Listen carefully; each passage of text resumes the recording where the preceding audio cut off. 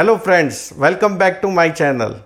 जी हाँ दोस्तों, जैसा कि मैंने पिछले वीडियो में आप लोगों से हेल्थ केयर मैनेजमेंट के बारे में चर्चा की थी, जिसमें मैंने कोर्स करिकुलम से रिलेटेड, रिसर्च से रिलेटेड और किस तरह से आप अपने आप को हेल्थ केयर इंडस्ट्री में प्लेस कर सकते हैं, इन्हीं सभी के बारे में जानकारियाँ दी थी।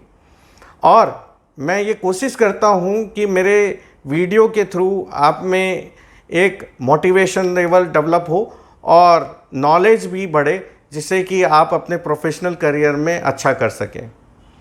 आज का टॉपिक है हाउ टू क्रैक GD/NPI। जी हाँ दोस्तों, ये बहुत ही इम्पोर्टेंट टॉपिक है और अक्सर बच्चे क्वांट की या रीजनिंग की तैयारी करते करते GD और PI को नेग्लेक्ट कर देते हैं, जिससे कि वो अपने मार्क्स GD/PI में लूज़ कर बैठते हैं। तो मैंने आपको बताया है कि अक्सर यूनिवर्सिटी और कॉलेजेस अपने स्तर पर एंट्रेंस एग्ज़ाम्स करवाते हैं और उन एंट्रेंस एग्ज़ाम्स में लॉजिकल रीजनिंग और जनरल नॉलेज बेस्ड क्वेश्चंस भी पूछे जाते हैं। और कई इंस्टीट्यूट्स और यूनिवर्सिटीज़ में आपके ग्रेजुएशंस के मार्क्स और GD/PI के प्रोसेस के मार्क्स को जोड़कर मेरिट लिस्ट बनाई जाती है और उसी बेसिस पे आपको सेलेक्शंस मिलते हैं। तो GD/PI बहुत ही ज़रूरी होता है उन एस्पायरेंट्स के लिए जो कि अभी अभी अपने MBA कोर्सेज़ की तैयारी कर रहे हों या एडमिशन्स को लेके अपना करियर पर्सपेक्टिव तैयार कर रहे हों। तो यदि आप ग्रुप डिस्कशंस के लिए अपीयर होते हैं तो आपको कुछ बातों का ध्यान रखना चाहिए, जिससे कि आप बेहतर कर सकें GD के अंदर। जी हाँ दोस्तों, अक्सर आप लोगों को ग्रुप डिस्कशंस में बहुत ही अपडेटेड टॉपिक दिया जाता है या करंट अफेयर से रिलेटेड टॉपिक दिया जाता है, जिसमें आपको ग्रुप डिस्कशंस इनिशिएट करने होते हैं। तो जब भी आपको टॉपिक दिया जाता है तो आप कुछ टिप्स का ज़रूर ध्यान रखिए, जिससे कि आप ग्रुप डिस्कशंस में अच्छा परफॉर्म कर सकें। ग्रुप डिस्कशंस में आपके बॉडी लैंग्वेज को देखा जाता है, आपके कंटेंट को देखा जाता है, आपके कम्युनिकेशंस को देखा जाता है और इन्हीं तीनों चीज़ों के बेसिस पे आपकी मार्किंग की जाती है। तो जब भी आपको कोई टॉपिक ग्रुप डिस्कशंस में दिया जाता है तो सबसे पहले 5 मिनट आप अपने आप को दें और जो भी संबंधित पॉइंट्स उस टॉपिक से रिलेटेड हैं वो सारे पॉइंट्स आप अपने पेपर पे पेन से लिख लीजिए, ताकि यही पॉइंट्स आपको अपने ग्रुप डिस्कशंस को इनिशिएट करने में मदद करेगी और आपको डायरेक्शंस देगी कि किस तरह से आपको अपना ग्रुप डिस्कशन कंटिन्यू रखना है। दूसरी चीज़, यदि आप ग्रुप डिस्कशंस 8 या 8 से ज़्यादा लोगों के बीच में कर रहे हैं तो इस बात का बहुत ध्यान रखें कि आपकी बॉडी लैंग्वेज या आपके एक्सप्रेशंस ऐसे होने चाहिए जिससे कि ये नहीं लगे कि आप ग्रुप के ऊपर में डोमिनेंट हो रहे हैं।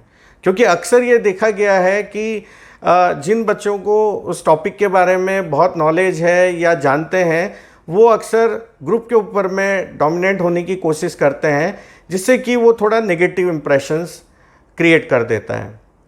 तीसरी चीज़, जब भी आप ग्रुप डिस्कशंस को कंप्लीट करते हैं तो आप अपने जितने भी ग्रुप डिस्कशंस पॉइंट्स बनाए हैं और लोगों ने जितने ग्रुप डिस्कशंस पॉइंट्स कहे हैं उन सबको आप सम अप करिए और सम अप करते हुए अपने ग्रुप डिस्कशंस को एंड करिए। अब नेक्स्ट बात आती है पर्सनल इंटरव्यू की। जी हाँ दोस्तों, अक्सर कुछ बच्चे पर्सनल इंटरव्यू में हड़बड़ा के अपनी कुछ गलतियां कर बैठते हैं, जिससे कि उनके नेगेटिव मार्किंग हो जाती है। जब भी आप पर्सनल इंटरव्यू के लिए अपीयर होते हैं तो पैनल के सामने आप अपना अपडेटेड CV रखिए। यदि आपने कोई रिसर्च वर्क कर रखा है, रिपोर्ट्स हैं, तो आप वो भी ला सकते हैं और पैनल के सामने रख सकते हैं। और सबसे पहला और कॉमन क्वेश्चंस जो भी इंटरव्यू में पूछा जाता है वो पूछा जाता है, टेल मी अबाउट योरसेल्फ। जी हाँ दोस्तों, टेल मी अबाउट योरसेल्फ। लेकिन अधिकतर बच्चे जो हैं इस क्वेश्चंस को बड़े जनरल फॉर्म में डिलीवर करते हैं, जैसे कि स्टूडेंट्स कई बार इसका जनरल आंसर दे देते हैं, I belong to so and so town, I did my graduation from so and so college. तो इस आंसर से इंटरव्यूअर और पैनल के सामने इतना इफ़ेक्ट नहीं आता है और उससे उसके मार्क्स जो हैं वो भी सफ़र कर पाते हैं।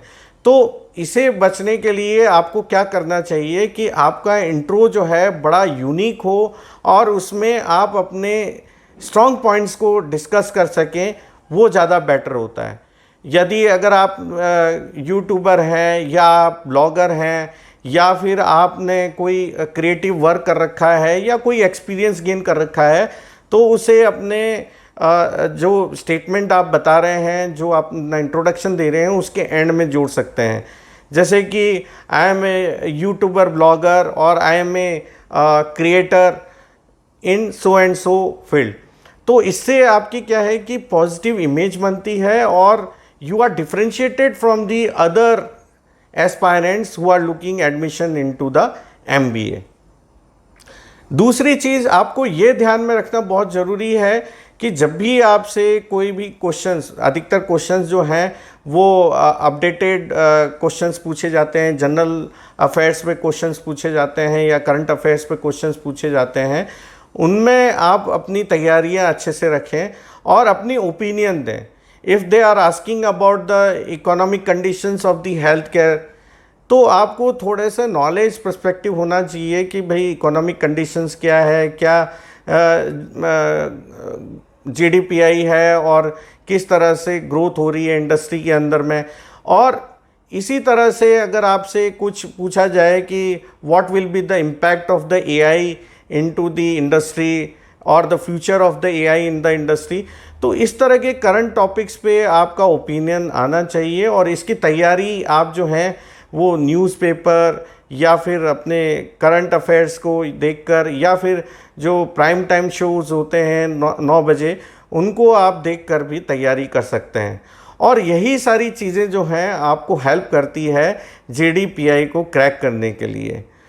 सो I hope you learn many more of the points from my discussions, और ये आपको हेल्प करेगी जो भी आप JDPI की तैयारी कर रहे हैं। अगर आपको वीडियो अच्छा लगा हो तो लाइक करिए, सब्सक्राइब करिए। Thank you very much.